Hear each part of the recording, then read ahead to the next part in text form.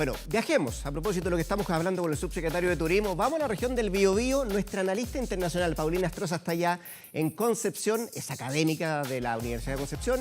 Ya la tenemos en manera remota, Pauli, para hablar de varias cosas. Por lo pronto, de esta semana ya con un presidente electo en los Estados Unidos, pero ¿cómo lo ven desde Europa? Desde la Unión Europea, la instalación de Joe Biden en la Casa Blanca el próximo 20 de enero.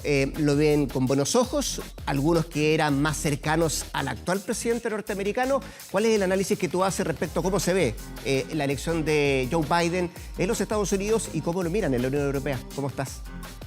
Hola Rodrigo, ¿qué tal? Buenas tardes. Depende de quién estamos hablando en la Unión Europea, porque nuevamente, así como lo hemos conversado en otras oportunidades, Europa es una diversidad y dentro de esa diversidad también hay sensibilidades distintas respecto a lo que es el triunfo de Joe Biden.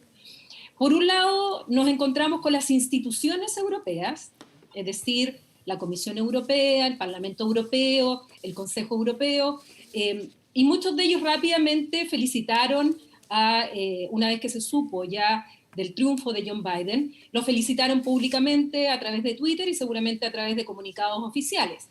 Hay una suerte de alivio porque las relaciones entre Donald Trump con la Unión Europea en general fueron bastante turbulentas.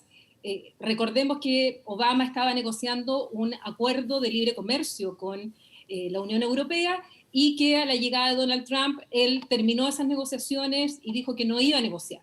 Entonces, desde ahí partieron las malas relaciones. Por otro lado, hay ciertos países que ven con bastante alivio y con esperanza el hecho de la presidencia de Biden. Ahí nos encontramos sobre todo con Francia y Alemania, con algunas precauciones, pero en general están aliviados de que no haya un segundo periodo de Trump, pero principalmente de la República de Irlanda, que podemos hablar un poquitito más de eso porque Biden tiene orígenes justamente irlandeses. Entonces, por otro lado, nos encontramos con ciertos líderes que eran más cercanos a la lógica de Trump dentro de la Unión Europea, como el caso más paradigmático es el de Hungría, con Víctor Orbán, que representa mucho también ese sentir o esa forma de pensar el mundo de Trump. Y nos queda, fuera de la Unión Europea, pero aún vinculado de alguna manera, el Reino Unido y Boris Johnson, que ha quedado en una situación bastante compleja. Sí, quiero quedarme ahí con el Reino Unido, porque el presidente saliente, Paulina, Donald Trump, ha expresado su apoyo en varias ocasiones al Brexit. Y él es como, comillas, partidario también de la desintegración de la propia Unión Europea. ¿Cuánto va a cambiar eso con el presidente electo Joe Biden? ¿Y cuánto podría cambiar, si es que efectivamente puede cambiar o no, la relación de los Estados Unidos con el Reino Unido? Con Johnson, por cierto, a la cabeza ahí en Europa. Mira, inmediatamente ya tiene efectos, porque tradicionalmente el presidente de los Estados Unidos llamaba por teléfono al primer ministro del Reino Unido para este primer diálogo, lo que ellos llaman, y viene desde Churchill, que ellos hablan de una relación especial, esta relación entre los Estados Unidos y el Reino Unido.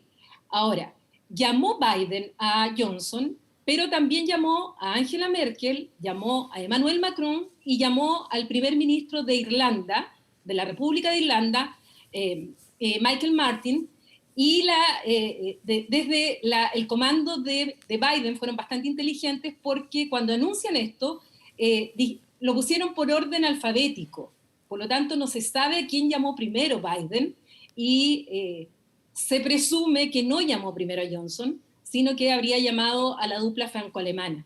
Y eso ya indica que las intenciones de Biden es recomponer las relaciones entre la Unión Europea, entre Europa, con los Estados Unidos, que quedaron tan dañadas con Trump.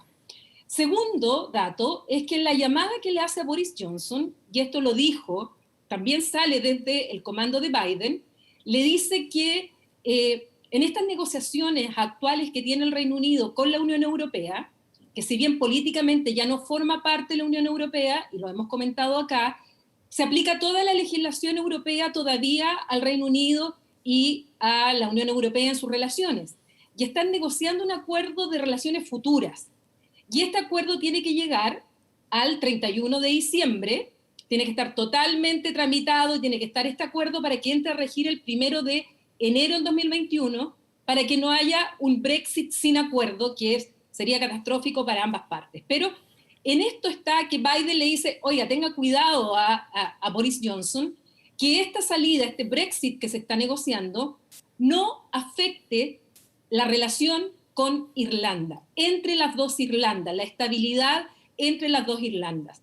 Y ese es justamente uno de los mayores escollos que actualmente tiene la negociación, porque Boris Johnson modificó, presentó un proyecto en la Cámara de los Comunes para algunas disposiciones violan el acuerdo de salida, este acuerdo que está rigiendo, y que pone en peligro la estabilidad justamente de ambas Irlandas.